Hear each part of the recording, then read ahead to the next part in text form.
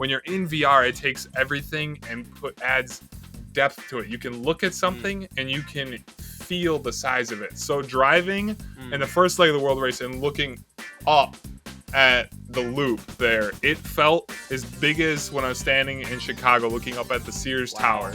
Like looking at you're like that's tall. And so like you're driving it and like you look up and you're like, dude, this loop is huge.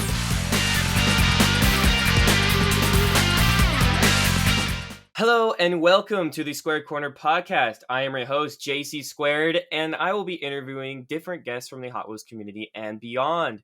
This is episode 6 in the series, and I will be having the guest of ZStorm Games, aka StormGarage. Welcome in. Woo! Thanks for having me, JC. I appreciate it. Glad to be here. Awesome. I'm glad that you're glad because this is good. This is fun. Terrible first start. All right. How do we go into this? How did you first find Hot Wheels? Hot Wheels itself or like Acceleracers stuff? Hot Wheels. I'd say Acceleracers. Let's do Acceleracers. Acceleracers. I'd say Highway 35 is probably where I first started. When I was a little kid, my grandma used to take me to flea markets, and there was this one flea market up in the like northern part of our state that we went to, and for some reason they had this amazing display of Highway 35 cars. They put them on a rack and they shaped them in the shape of a nitrox bottle in the rack. So they put all of them. That's so cool. They shaped them in a nitrox bottle, and so I saw it and I was like, this is so cool. And so like I'd be looking at them, I'm like, oh my god, there was hundreds of Highway 35 cars just racked up there. It was full to the brim of Highway 35 cars. And so I'd always ask my grandma, I'm like, Grandma, I need one of those. Grandma, I want one of those. Because I saw it, and on it, there was a thing in it that said you could play with the cars online. And this is before I even knew there was a TV show or a movie or anything like that. And I was like, I just want to play with the cars on the internet, Grandma. And so we got it, and then I registered the car online for the Planet Hot Wheels racing thing. And then it was just like, oh yeah, make sure to watch episode 1 of Ring of Fire. And I'm like, a movie? And I was like, excuse me? And then we went to Kmart and I got the El Camino and Dune Rats pack, but that was the second episode. So we got that, and I was like, well, this isn't the right one. We got the second one. We need the first one. But that's so funny. Yeah, that's pretty much how it started out for Highway 35. And then I didn't even know after that I was like, oh, that's cool. I stopped.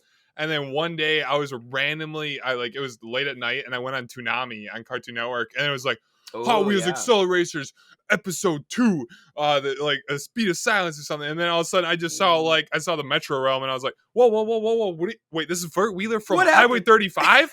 What is going on? I'm like, back it up a second. I need to figure out what I'm watching right now, because it just slapped in my face from Toonami, and then I watched all the Accelerator stuff at that time, and that is awesome. I didn't even really get into Acceleracers. My mom bought me a RDO 6 drone with the hyperpod with the Storm Realm, and that's all I watched at the time. I didn't even watch all the Accelerator stuff. I watched the first one and the second one, and then that was it until I recently got into it again. This man, y'all have been waiting for a 5th movie. This man didn't even know there was a 3rd one. Oh, that is hilarious. All right, let's move on into the beginning of your content creation career. What made you want to start doing it? So I'd say probably one of my biggest inspirations was Tobuscus or Toby Games way back at the time. He was doing just like Happy Wheels videos and Minecraft videos and stuff. And this was all back in 2013. I started doing content creation in 2013 until like through high school, but it didn't really go that far. I kind of got myself stuck in a corner as far as content goes. So I stopped doing that for a while. And then I started up StormGarage in 2019 or 2020, as you know, because that's how we met.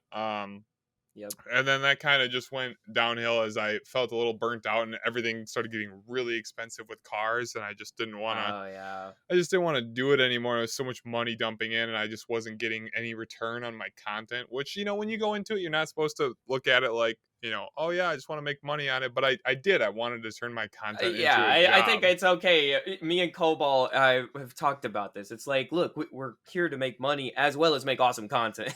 Yeah, like when you go into really pouring yourself into it, you'd like to see something out of it.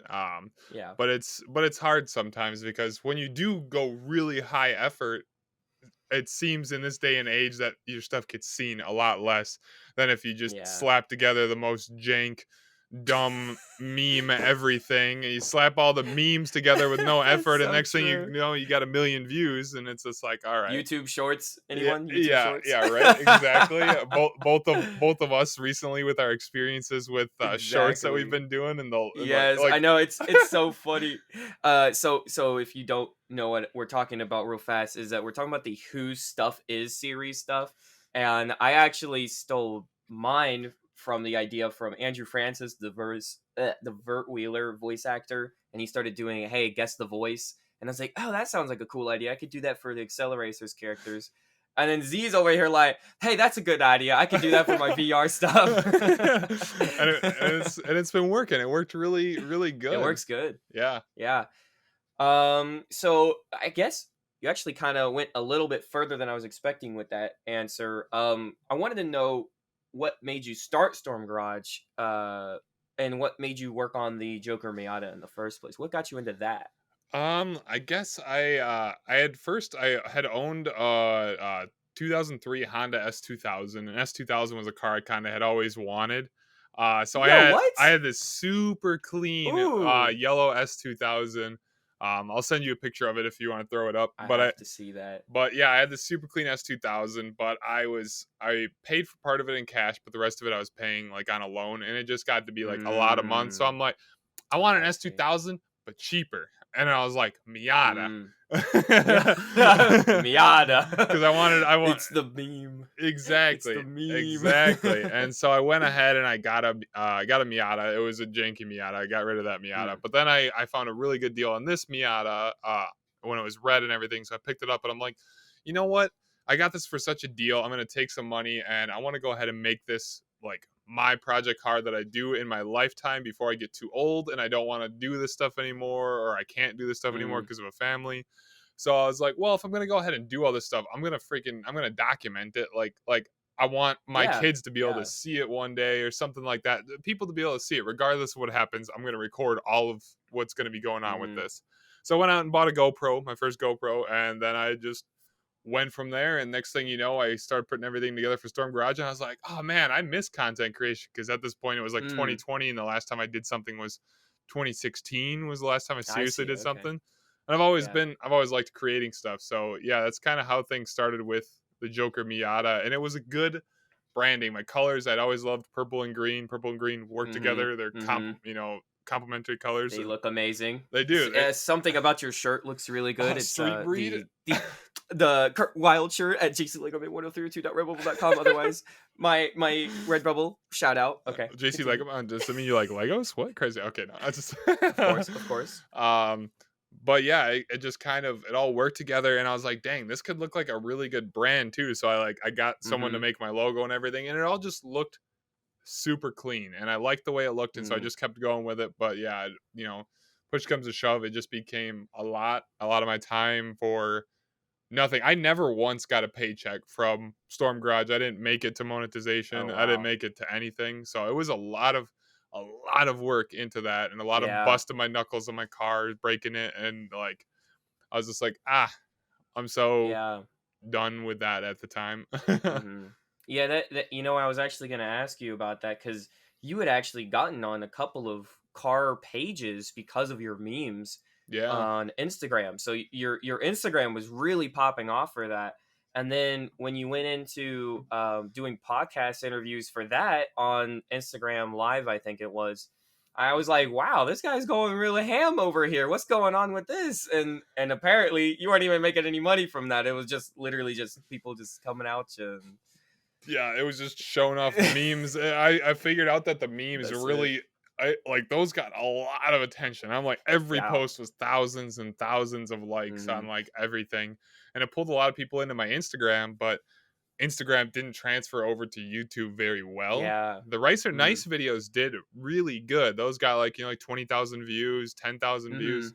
But it didn't really matter because like, I don't know, it still didn't hit monetization goals. You need to hit that 4,000 watch hours, which is Oh yeah. Oh my god, I hated that much. so much. So you guys, if you don't know, YouTube has a monetization system where until you hit 1,000 subscribers and 4,000 watch hours in a year, like you can't just have it accumulated over time. It has to be in a year. Then that's when they go through a process of saying, oh, maybe you can become a partner basically with us. I don't know if it's really partnership. It's just more of you can start making money here. And it took 2 years for me, I think, to get to that point. I almost went as far as my infinite loop video, my second one that did really well, actually started to stop counting for those watch hours in the very beginning. Like you would see me lose watch hours every single day as I was really close to 4,000. I'm like, please, someone watch these videos. This is like, we're almost there. This thing needs to happen now. I am so done with this crap on YouTube. But like once you hit it, it's like, oh yeah, it's all free reign and you can do what you want, sort of. It doesn't feel like you're having to make long form videos that one person watches an hour or whatever. It's very ridiculous, that's for sure. Yeah, it didn't used to be that way in the early days of YouTube. Back in 2013, it was you upload a few videos and you literally click apply for monetization and you would instantly get accepted. And the only reason why you wanted to get monetized at that time wasn't even for the money. You had to get monetized to upload a custom thumbnail. To be able to put your own thumbnail on a video, you had to be monetized. Otherwise, Olden it was days, man. yeah, dude. That was the glory. I had done YouTube with my very first channel ever in 2008. I did YouTube actually. Wow. But I only it was 3 dumb videos in the channel. It was called Skate on Your Mommy. I don't know why. An 8-year-old's dream. I have no clue why. There's nothing about skating, nothing about anything. No clue why I named it that. It was dumb. There was a few airsoft videos, and that was it. Gosh. That was it. That is so funny. Yeah, I was. Oh. Okay, we gotta move on. I don't know where. So when did you meet me and Spoilerz? Did you meet Spoilerz first or me first? I forgot. I think I met Spoilerz first because there was one day I was just randomly browsing YouTube for something completely different. I think I was watching Mighty Car Mods, and on the right side of my thing, I think popped up says Hot Wheels Highway 35 makes no sense. I'm like, why is that there? Why did that pop into my recommendations? I'm like, I'm gonna click it, and I watched his video. I'm like, dude, this guy's got some on point editing. I'm like, yeah, this is awesome. And then I found the Acceleracers makes no sense. I'm like, oh, I was like, all right, I gotta watch this. And so I watched those. I messaged him, and that was at the time that I was like in the middle of doing everything with StormGarage. And so I was like, dude, we should do like I messaged him on Discord. I'm like, we should do a podcast together or something. Yeah. Something like that. And then I have no clue. I stumbled into your channel. But I remember the first thing I ever saw of yours was you posing in front of your Civic, like on your. Oh my gosh! No way. That Instagram post was the first thing you saw of me. That was the first thing I ever saw of you posing in front of your Civic, and I'm just that's so funny. I just did an oil change, and we did a meme. I was getting my buddy's big. He has like an Escalade, or not an Escalade. It was a big Tahoe. And I took his tire and I put it where mine was, and then I posed like, "What's I just changed my oil. Yeah, I'm a cool car guy. Yeah, I'm a real guy. Yeah." But yeah, that's kind of how that happened, and then it led us doing the Bolts and Dolts podcast, which was a lot of fun. Yes. It was a lot of work at the time though, because we didn't have this thing. We didn't have Riverside. This is a cool thing that you got set up here for podcasts. But I did a little research. That's all. Just did a little research. I guess we could have done a little research. We could have. But I think Riverside didn't come until after the thingy thing in 2020 that I don't want to say because it's the thing of YouTube demonetization. I don't think it actually was around back when y'all did the podcast. I don't think so either. I think it's a recent thing because I know some other people in the VR community started using this as well. Yeah, I think this came up as an alternative because of Zoom and all of these different platforms started getting big. And I think Discord was where we used to try to record podcast content. How did y'all record before? Did y'all try using Discord or what did y'all So yeah, use? we used Discord, and what I did for Discord is I took a Discord screenshot of how it would be for 3 people, and then I moved it into Mm-hmm. Photoshop, and I cut it out, and I made a thing that would go around our 3 windows Mm. in Photoshop, and that's pretty much how we just did our podcast was in I in gotcha. Discord. Yeah. How many episodes did y'all get? I think y'all only got like We only three, did two or three. It wasn't 2 or 3. it wasn't I very know many. it was like yes, this is gonna happen, and then I think just stuff, life. Yeah, there is so we just didn't get a chance to line up to do another episode, and Hmm. I was so busy doing so many things. I was working my other job, Yeah. so my other job was Oh real yeah. stressful, so it was a lot Yeah. of that. So when did you quit your job, by the way, to start working on just content creation? That'd be probably I think December, November or Mm, December of last year, something like that. wow. So So that's crazy. it's been So yeah, it's been you're 6 months into it now. now. It's just like, hey, go support my boy, otherwise he's gonna not eat tonight. Yeah, that's pretty much is how it happens. I'm like, I don't know if I'm gonna have enough money for next week. I'm like, I need Mm, to stream these next 3 days hard. yeah, Because if I yeah, don't, I won't be yeah. able to pay for food. It's such a different mindset. I'm over here like, yeah, I stream for fun, and you're over here like, JC, if you don't get on right now, I'm gonna die. Okay, let's move on from that, and I wanted to actually ask you, do you think the difference between car culture and Hot Wheels culture are? Since you're a big car guy, having actually worked on one, or do you think they actually are synonymous?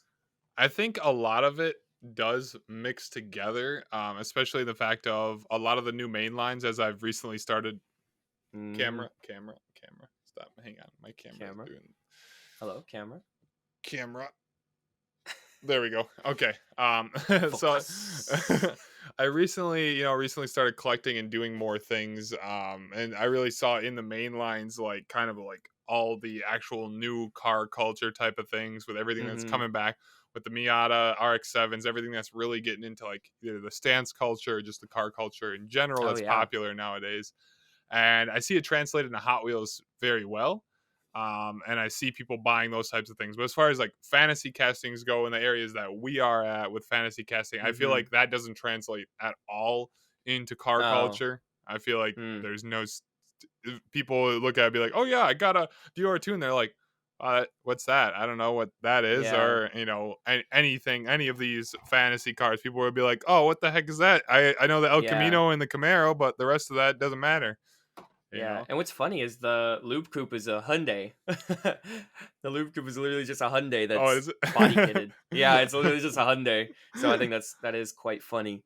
That it seems like custom cars and all of that don't, I guess not they just don't translate as well as cars themselves. Like for example, you said you had the S2K, and one of the Hot Wheels designers had a yellow S2K as well. And he passed away. His name was Ryu Asada. So he was a big proponent of that. And the there re it is. Yeah, there you go. Wow, you found it. The No, S2K. Yeah, the yellow yeah, the one S2K. I So, busted with no wheels on it anymore. I'm sorry. oh, that's all right. I think it's funny because that's literally a designer car, even though he passed away. But it was like me and Reese talked about designer cars and how they're sought more after, even though they're real life cars. And I guess we don't see a lot of fantasy builds enough, maybe in Yeah, car culture. not When you see anymore it, at it's least. usually when you see it, it's more like, oh, look at my piping on my exhausts, or look at these turbos, or look at how I've gotten this much horsepower out of the car that looks like a Firebird or something like that. And it's like, oh, that's really big for car guys, but for Hot Wheels guys, we want to see different designs. We want to see new crazy things. You don't see crazy spoilers on stuff as much. um I think it's crazy. I mean, it's sort of funny, but it's also like, I guess it became too cringe. I don't Yeah, know. in a Too way, nice. I definitely see that. Something I'd say something like the olden days would be like a fantasy casting that people did love and did care about that people kind of went into fantasy a little bit would be a good old example Mm-hmm. of Twin Mill. Twin Yeah. Mill is fantasy casting, but it mixed fantasy and reality by, at the time, you could look at the casting and be like, oh, this got two Yeah. big old Chevy V8s on it. Mm-hmm. And so, Mm-hmm. like, the muscleheads at the time are like, oh, that's cool. Those are two big V8s Yeah. that are on there. That's awesome. I don't know what this car is, but now I do, type of thing. And Mm-hmm. it could Yeah. mix Yeah. both worlds. Whereas nowadays you see a Stegosaurus as a Hot Wheels car, and you're like, what is that? And you're like, what? I don't know. I mean, it's cool, but it's also it doesn't translate well into real life as much as some of the other fantasy castings. I get you. Yeah. What's interesting to me is a lot of those older fantasy castings. You brought up Twin Mill were concept cars from the time, but they were concept cars without the big two Chevy V8s in them. So Twin Mill was actually a concept vehicle that looked more sleek without those engines. And it's because of that car people could say, oh yeah, I remember seeing that at the Motorama or something in Detroit. And now, oh, I see this cool version that Hot Wheels has made. And it's like a different version of something they've seen, sort of. Hot Wheels was a Um, lot more involved with the actual consumers at that. In early 2000s, you could tell that they really cared about the consumers, but now they're more about, it feels like they're more about just like making money type of thing than they are about as all really. businesses should be. It's just. Yeah, but I mean, at the time, like, they would sink money. They're like, oh, 35th anniversary, we're gonna dump a ton of money into Yeah. building Dior Yeah. 2. We're gonna dump a Yeah. ton of money into building all these cars Yeah. and turning them into real cars just for a show. And that's where the Hot Wheels Legend Tour is a really cool thing that they Yeah. started doing. That is like, all right, Hot Wheels, props. You're actually Yeah. interacting with, with this generation, with getting out there and meeting all these people. Mm-hmm. Like, that's a really step forward in the right direction, I think. Yeah. Yeah, I agree. The only mistake they made was for the 50th anniversary, they said, we're going to make a Hot Wheels car, real life HW50. It's been 5 years. So HW55 now. it would have to be. All right, let's move on. What got you back into? No, actually, you know what? We kind of answered that last time with the Hot Wheels community. You got back in by finding Spoilerz. So let's go into your moving in from StormGarage, and you said, "All right, this isn't working out. Let's go into ZStorm Games, which is actually your second channel that you ever made, or first channel." ZStorm, I consider ZStorm technically my first channel because it's the first channel I Okay. applied any effort into. Okay. So yeah, let's move on into that. What got you into your ZStorm games? So like I was saying before, I did everything originally with ZStorm Games. Kind of didn't work out too well. Put it to the side. But in the midst of everything with StormGarage, I had found virtual reality back in 2016. I had bought one of the original VR headsets, and I was like, yeah, it's a ton of cool. Played it a bunch, but at the time, I never thought about doing any recording. But recently, or like during StormGarage, I was doing the ZStorm game, or I was starting to play VR games again, and I found one that was a battle royale game, and I was like, wow, I've never actually been good in a multiplayer game competing against other people. Never once. I was always subpar. Always like Yeah. fourth or below. In this game, Yeah. I was actually dubbing it, coming in first, doing this, getting at the point of being able to play at competitive levels. And I'm like, oh, this is really fun. I should go ahead. And there were so many funny things happening in this game while I was playing it. And I'm just like, well, I should go ahead and record this so I could make some funny moments videos, because I loved making little montages, and they were always fun. And I'm like, well, if I'm gonna record it, I might as well stream it so that I can just take the recordings down and edit them. I'm like, it'll be the same thing, except for people maybe will get to see me play. I'm like, that'd be kind of fun. And so I started streaming, and next thing you know, in a few months, I had 300-400 followers on Twitch, because I had just started on Twitch there. Dang. And I tried bringing people back from like my old YouTube community on ZStorm Games, because it was basically dead channel, even though it had like 1.8k subs or something like that. It was just laying there dead. So a few people came back, like maybe 10. But we went ahead and did that, and it kind of just evolved that I told myself, I'm like, well, I'm not gonna dive super headfirst back into doing stuff for YouTube. I'm like, I like live streaming. I like clicking a button and going live and playing a video game. and Yeah. pushing buttons and doing fun things to entertain people live. I don't want to edit anything. I don't want to be forced to Mm. edit things. Mm. Like that's what killed my love off last time for content creation. I'm not gonna edit anything. Ah. Next thing leads into Yeah. a lot later. I'm like, maybe I should do some more YouTube stuff. And then and now I'm trying to balance both of them. Yeah. And after a year of doing that, I was like, all right, I still enjoy doing this. I'm not burnt out yet. Let's try and do it full time. I need to push, need to go Mm. absolutely to the wall and try this. Yeah. Wow. All right. That's cool. So I actually have been loving the VR videos that we've been doing. Technically you've been doing. I just live stream my pancake. And I wanted to ask you, what is it like to drive on Highway 35? Dude, it is. It is. Oh my goodness. Like, it's so hard to explain how VR gives you a new depth to things. So like me sitting Mm-hmm. here, being able to look at my microphone and be like, yeah, it's this size. Like you can picture it. But if I Yeah. look at you on the screen, I can't tell what size you are. I see a Yeah, I flat can't image touch. of you. I just see a flat image of you. I don't see much Yeah. depth on a flat screen. So when you're in VR, it takes everything and adds depth to it. You can look at something Mm. and you can feel the size of it. So driving in the Mm. first leg of the world race and looking up at the loop there, it felt as big as when I was standing in Chicago looking up at the Sears Tower. Wow. Like looking Yeah, at wow. you're looking like that's tall. And so like you're driving it Yeah. and like you look up and you're like, dude, this loop is huge. Like Yeah. it's all of it felt insane playing it in the games, and Mm. it was such a cool experience. And that's really what I wanted to find a way for a long time now to be able to tie Highway 35 or Acceleracers content into my stuff, and I couldn't do it with StormGarage. Like it felt weird, like it just Yeah. didn't tie in anything. And for this, for the longest time, it felt weird. And I tried doing the VR stuff in the beginning days for Mm-hmm. Acceleracers, but there was no cars that had a see-through window or Yeah, there wasn't anything. enough at the time. Yeah. Yeah, and so I couldn't play anything. And then luckily there was a few cars that had a see-through window when we went to go look at stuff, and I was like, all right, I'm setting this up. We're doing this. Mm-hmm. And same for with Roblox with Project Nitrox 2 had really good interiors in the cars, and it was set up really good for Yeah. VR. It worked really good for VR, surprisingly. And so it just kind of took off from there. I'm like, if I'm gonna play this, I'm like, dang it, like I'm gonna put some of my childhood into this channel. Let's do Yeah. it for fun. Yeah, man. One of the things that I was remembering talking with Jeff is when you're, you know, we put ourselves in these vehicles when we're driving them around with like a Dior 2 or something. Oh no, where did I put it? It doesn't matter.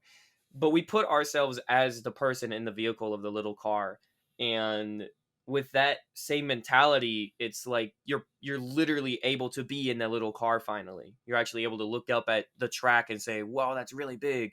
It reminds me of these Hot Wheels tracks that we're getting now with huge loops and stuff, and I'm going, whoa, that's insane looking. This is literally like the same scale as in the movie. And if I actually had a car, I could put it on here and think I could make a Hot Wheels track that looks like in the movie. And with you, it's literally you're in VR. You're literally in the car, looking up at the track as the little car. This is amazing. What the heck's going on? Yeah, exactly. It's a wild experience, and I'm hoping more and more people can get VR to experience that type of thing and really just get to. It's the ultimate dream. It's the ultimate dream to be able to Hmm. live exactly what those drivers felt in that, even albeit just a Yeah, cartoon that we watched, the animation, and you're like, oh yeah, like you know they look up and they see all the dinosaur, Kadeem sees yeah, dinosaur, oh greatest challenge, like that, or not the greatest challenge but greatest danger. You look at it and you're like, whoa, but then you look up and you see the dinosaur in your car and you're like, yeah. whoa, Whoa, dude. Like, that is huge. whoa. Yeah, it does remind me of just how good those movies were, even with their budget, and how I guess how it makes you feel as a kid watching animation. I feel like Hot Wheels animation is so good at that time, and even Speed Racer had a great live action movie. And with those type of things, it's like I would love to see a mix of that with live action and Hot Wheels and stuff, but I don't know what that's gonna be looking like. I really think Let's move.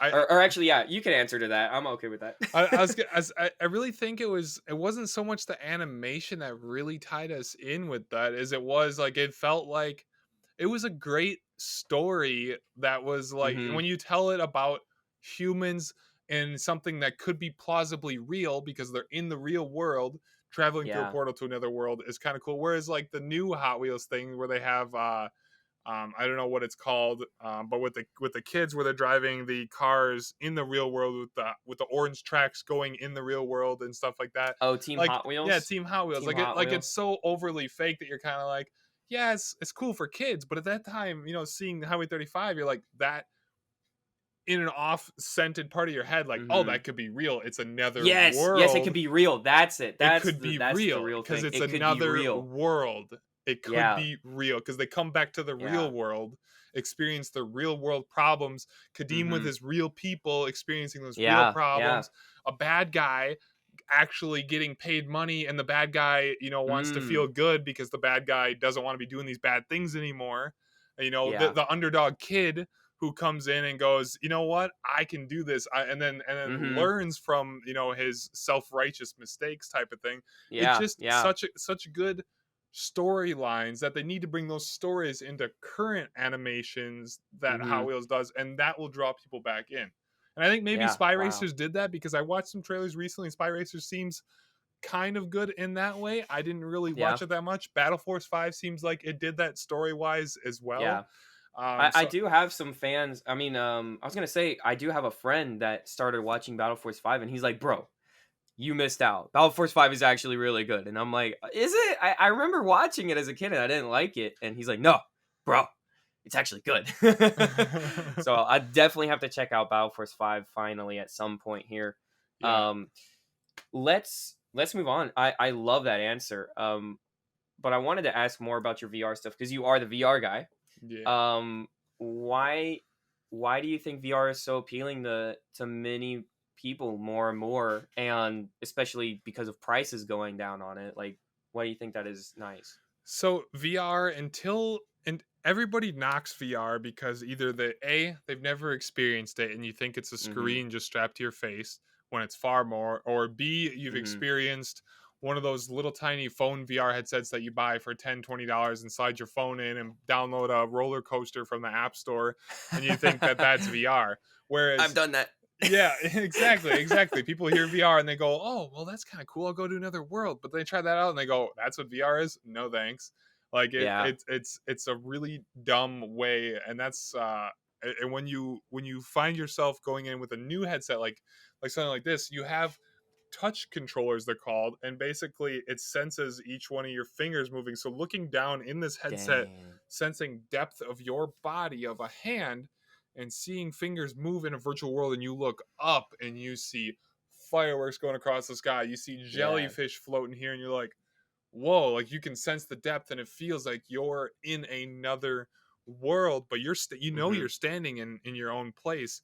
And being able to fully interact in a game like, okay, Call of Duty, cool, I press a button, I do all the reloading. No, VR, you pop your mag out, you grab a mag, you cock Yeah. in, slide it, and then you have to actually hold your hands up. So Mm. in VR, it takes real physical skill of your real self to be good at a game. Instead of your Mm-hmm. dexterity of pushing a button, no, you got to be good at moving your hands and moving your body. And it Mm. really immerses yourself in those Yeah. situations, being able to reach out and grab a can and be like, yeah, look, I got a soda can, pop it, and then you dump it in front of you. Like Yeah. all those little things. It's The so textile, that reminds me of why I love Nerf so much. Is that in Nerf you literally do that. You cock it back, you take the mag out, you put the mag back in, and you cock it in, and it just feels so good. Even now, as like an adult, it's just a fun mechanic with Nerf guns, and it makes exactly. you feel a part of the gun in it, and it just is a fun gameplay loop in a way. Yeah, and you can do that and the stuff without having to worry about getting in trouble, because obviously you can go out to the area and load a real gun and stuff like that. But then, Yeah. obviously you can't do stuff that you can do in a fantasy world and make it feel like you're actually there until virtual reality. And virtual reality was so expensive in the beginning. You needed a minimum Yeah. of $1,200 PC, and the VR headsets at that time were $500 for the cheapest introductory headset and you needed that Mm. PC. Now you have a Mm-hmm. full standalone all-in-one headset that's back there. A little headset comes in, and you can use it as a TV monitor, like a full depth. Mm-hmm. Like you can sit in a movie theater with a screen that's 170 inches wide, watch movies on it anytime you want, and it looks just as crisp as like almost as crisp as like a 4K TV. And you can do it Wow. with all your I did friends. not know that. Yeah, Yeah. and you can do all this stuff. You can play games. You can set your controllers down away from it. And if you want to sit back and watch Netflix, you put on the headset. You use just your fingers, and it tracks your fingers. And you go like this, and you can make screens Mm. bigger, smaller, watch TV, browse the internet with your fingers, all for $300. It's $300, and you're fully into Wow. VR. Yeah, that is cool though, and that does get me to say, it's like, what is it like being in the VR community space in its infancy, when it's it's like just born? I mean, of course it's been around for years, but it's like right now it's definitely gaining more traction. I've been talking to kids that are now like, oh man, I just got my Oculus 2 and it's so awesome, or I got the new PS4 VR or the PS5 VR stuff that's coming out. It's like this is becoming more mainstream now, and it's Yeah. not just a niche community like Hot Wheels is.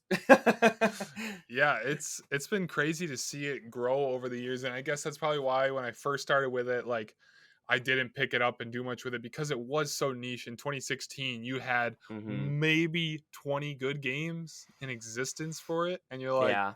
it was cool. There was some social experiences. It's cool, but now there's like so many games, and there's so many options for literally anybody. Not even gaming. VR Mm. isn't for gaming anymore. You can do full meditation. You want to just sit and relax and go to Yellowstone, and you want to sit in Yellowstone National Park, sit there. You want to go sit on top of the Statue of Liberty, go sit on the Statue of Liberty. You That's pretty wanna sweet. you wanna go watch movies. You wanna play games, play games. You can do anything in the world of virtual reality. And I know, Hmm. especially in the area of churches and things like that, like there's a lot of people that I know that I have in my community that I'll go to on Sunday. They'll go to churches in VR and sit through different areas because they can't actually go physically to a church, like Oh if they're wow. like disabled, or if like they can't Yeah, drive or something. So they go sit in these church sessions in VR, and it's so that's cool for so cool. everybody. Wow. Like Yeah. everybody in all aspects of life, virtual reality I think is going to benefit, as long as you know the difference between reality and virtual reality, and you don't let Oh yeah. virtual reality take over your life as Mm. reality type of thing. That's a good point. I was just thinking, the dangers of virtual reality is that people begin to think that they themselves are their virtual selves and not what's, Yeah. physical. It's like, this is real right here, and that it's definitely fun and it's cool, and it's also really immersive, and it can help a lot of things. But it's just like any technology, right? It's any technology. I mean, we get lost in our phones or something instead of talking to people. It's the same thing. There's always this, um I guess, moral obligation to, maybe not even moral.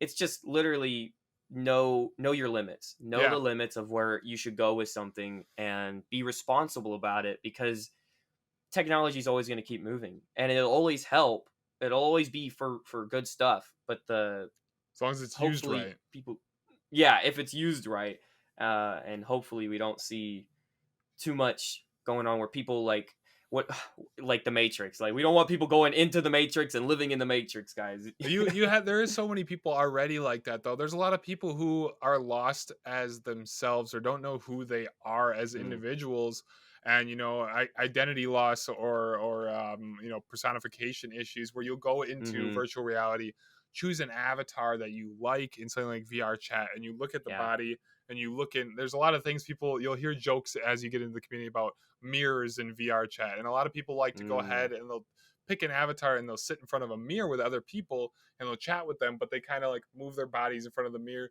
so that they get a personal image of themselves that they like, instead of looking in mm. the mirror at them real selves and going like, wow, like I Wow. look terrible, like I hate the Mm, way that I look. And so they like yeah. their virtual self more, which, in no still knowing the difference between it and being able to go on with your daily life, I understand there, because some people are able to find themselves, are super shy in real life, and they go into Oh yeah. VR and they're able to talk and communicate with people as their particular avatar, and they gain that self-confidence, and they can leave VR and take that self-confidence with them Mm, into the real yeah. life. And so there's a lot of good and bad stuff that come along Yeah. with And you virtual know that reality. that actually goes into me personally as a cosplayer of Vert Wheeler. I think at the very beginning I was super shy uh cosplaying, and I was like, I don't know if people are really gonna care. Um and it's like I was just doing it because it was fun. Like I just liked Star Lord, for example, so I did a Star Lord cosplay, and I just go and just have fun with it, and it was fun because you get to bring smile to people. Like if you like have a good cosplay, people are happy and stuff, and that's what I wanted to do with Vert.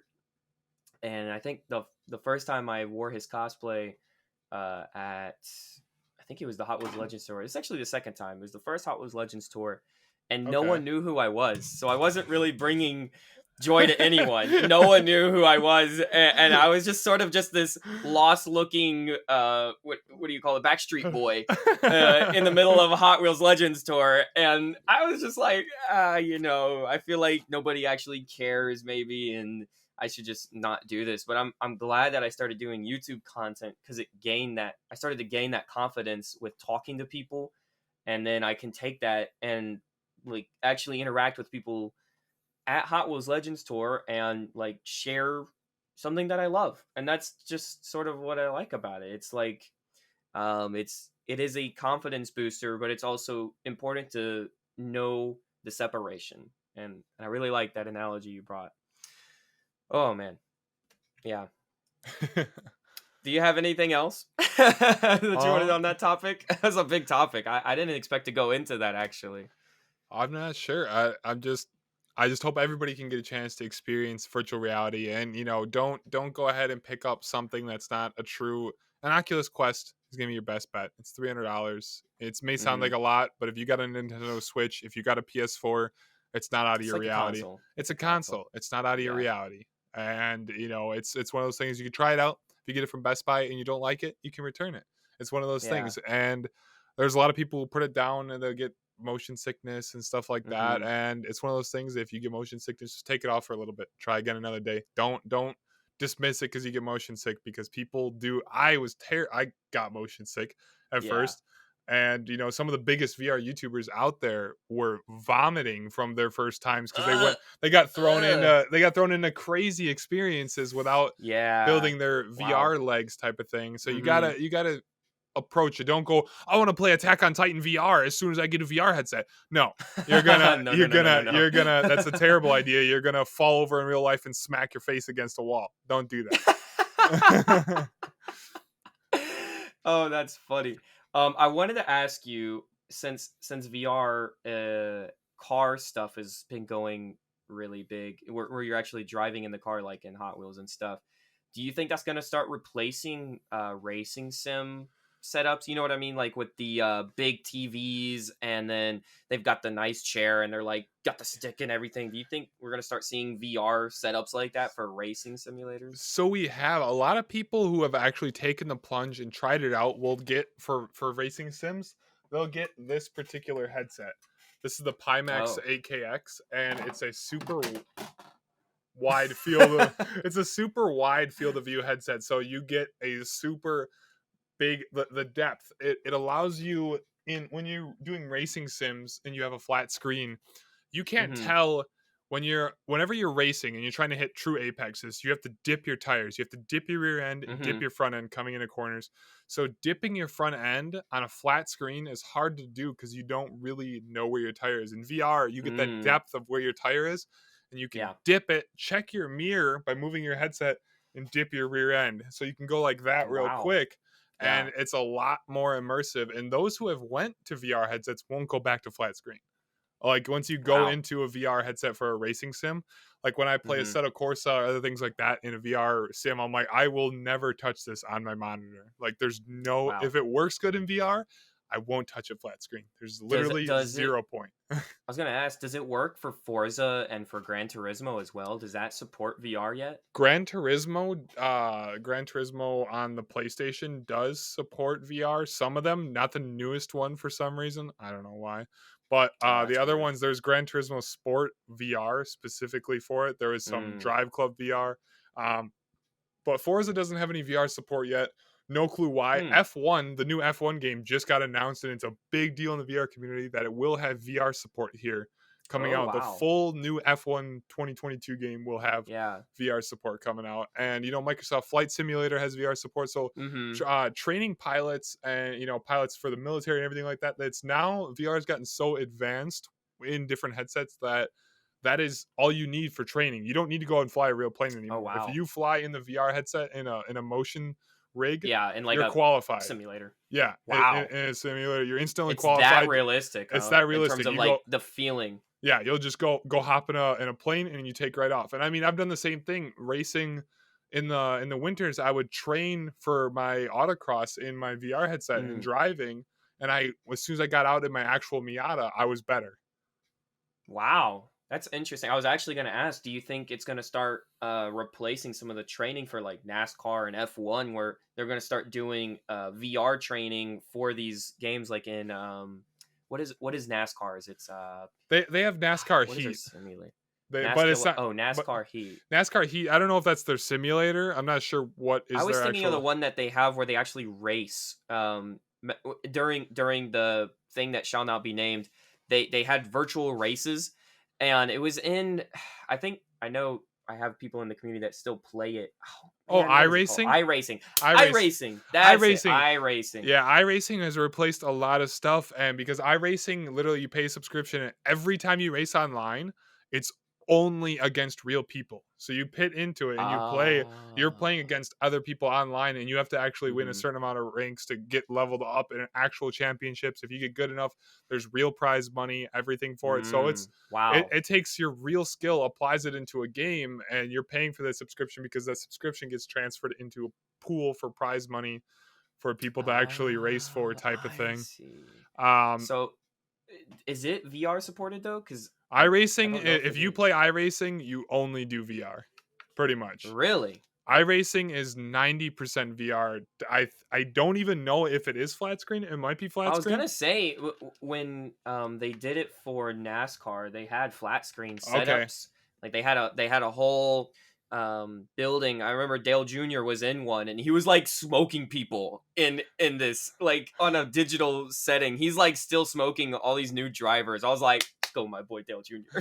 Okay, then then it definitely has flat screen because I just every time I've seen something about iRacing, it's been in VR, and Okay, it's I did really not know great. that. It's really great seeing all that stuff work out like that because it does work so well. It's really cool being able to like even I play one called Shituku Expressway on the Assetto Corsa game, and it's like a 300-kilometer map of Japan, and you could be racing with Whoa. R34s, and you look over at the other driver. They're there. Ooh. You go bang, you drop a gear. You're a character in the game. The hand reaches down to the shifter, drops a gear. You go, Oh, ba that's ba ba sweet. ba. You're popping flames, and out of the corner of your eyes, you see the orange in the tunnel light up from you popping your Oh flames, type of wow, thing. yeah. And then you take off, and you're all racing on the highway. And when you want to back up Mm. into a spot, you take your hand on your real chair, you pop it in reverse, and like you steer and like You actually look. actually look You backwards. actually like look Wow. back to back That's yourself that's up. cool. Yeah, that's Yeah. cool. That I was gonna say that's now the new Midnight Club. Midnight Club's gonna die. It's all gonna be called the VR Midnight Club, and everyone's the I, only way to get away from the cops is do it in VR. yeah, it's I hope so. I hope we get something really cool like 2005 Most Wanted or Midnight Club or something that we could Oh play in yeah, VR would be so much fun. dude. I would love Midnight Club. A Midnight Club. I know they said something that Midnight Club's coming back, The new and I Midnight was Club game, like, yeah. are you sure? Rockstar's over here making bank on GTA. Are they really gonna do another Midnight Club? As much as I really want one, I don't know if I believe the rumor. What do you think? I think they will because they haven't had a dedicated driving game in a long time, and they really Mm, have that fan base for a lot of dedicated driving games. People don't want to necessarily go out. GTA is cool and all, but it doesn't have the cars feel different. It's not the same yeah, arcade it's thing. not Midnight Club. It's not Yeah. Midnight Club. Midnight Club has a really unique arcadey feeling to it that feels like you're Mm-hmm. going to an arcade or playing those machines in the front of Walmart or whatever Yeah. that like is that and you have that at home and you're playing that. It's a completely different feeling than GTA. GTA's got some weight to it. You roll your car, you blow up. you're not going to blow up in Midnight Club all the time. You can roll your car, make it dented, and start exploding, things like that, but it's a completely different thing. Not until you hit the gas station. Once you hit the gas station, then you're dead. That's my favorite thing. Midnight Club 2 being like, gas station time, kaboom. I remember that. It's like, oh, I'm losing the race? All right. Boom. Exactly. Oh, that's so good. All right. I don't know if there's much else to talk about. Do you have anything else that you have in store for people? What do you got going on? I'm not sure too much. I'm just gonna keep going forward with as much VR content as I can. I wanted to, as far as Hot Wheels and stuff goes, I want to do the rest of the distance maps with you once I can get some more cars that I can drive in VR properly that has interiors to the cars, so it feels more like I'm actually in a car instead of like I'm in a diecast car, which is how I raced before, which is still kind of cool, but it'd be cool to feel like you're in an actual car type of thing. But apart from that, I'm probably not going to be doing much Hot Wheels content in general. My channel is focused on VR unless we get some really cool stuff for Assetto Corsa or Project Cars or something like that with Hot Wheels in it. That's probably the only time you're going to see more Hot Wheels content from my channel, besides anything that ties in for VR that's new. I'll probably try it out and put it on my channel. But other than that, probably not going to see it much on my channel. Okay. Well, you always will see it because he's wearing the shirts, and that's what counts. And all right, it's good merch. It's good merch. It's good merch. I'm telling you, JayCee Squared. Search it. Redbubble. Boom. Kurt Wild's. It's better than Kurt Wild's time. You can check out Z. Where can they check you out? On YouTube and Twitch is where I'm most. Honestly, everywhere now. YouTube and Twitch is the primary things where you're going to be getting content. I got my Discord, the Stormy Oasis. We got Twitter, ZStorm Games. I almost hit 1,000 followers on every single platform now. So Instagram, Twitter, TikTok. I've been doing a lot of stuff. Facebook, on everything you can think of. I'm on MySpace. I have ZStorm Games VR on MySpace. So if you want to go check it out on MySpace, you can check it out and link with me on MySpace too, baby. Oh, man. All right. Well, there you go. And as for me, you can find me on all of these sorts of platforms as well. I'm on TikTok, Instagram, Facebook, Twitter, Twitch, and of course, YouTube. And if you like this podcast, give it 5 stars, Apple Podcasts or Spotify Podcasts. And if you wanted to support the channel, you can go to redbubble.com, as we've been saying, and search JayCee Squared, or direct link is jclegoman10302.redbubble.com. If you want to also support the channel, you can hit the join button down below. Hit that join button. And those that get joined get their name shouted out at the end of the podcast episode and more exclusive benefits. For more information, check out the join button right by the subscribe button, which you should have already been. So thank you to ZStorm Games, who's on right now. Whoa, crazy. Who's that kid? Roto the Dragon, AL Seg, and Ratchet RPG 01. Big ups to you guys. And with that, I want to say thank you so much for coming on, Z. This has been great. Thanks for having me, buddy. Yeah, that's it. I appreciate you. The last words are, I appreciate you. All right. Yeah, that's what we're going to say. Peace, guys. This has been the Squared Corner Podcast. Music composed by Steve Rocket. Video and audio recording by Riverside.fm. Video and audio editing by JayCee Squared. Logo art by Miguel Martinez. And lastly, supported by you, the viewer. Thank you.